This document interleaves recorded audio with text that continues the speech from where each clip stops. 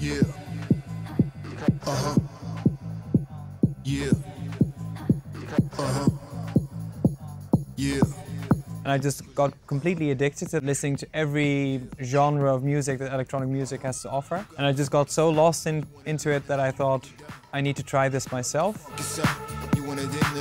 I'm Nick from The Prime, maker of Phat House, the sample pack. We're gonna make a full track only using those samples. People kind of seem to think if you just have a lot of samples and a lot of plugins, you'll eventually start to sound good. But my point with this course is also showing you can do a lot with a little. In the end, it's about how you use what you have.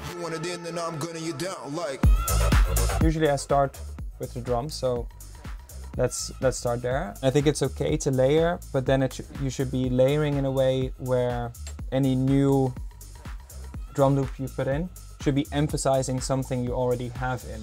So it doesn't become that everything wants to tell its own story. We're going to use the deep sidechain again, because I want that suction effect.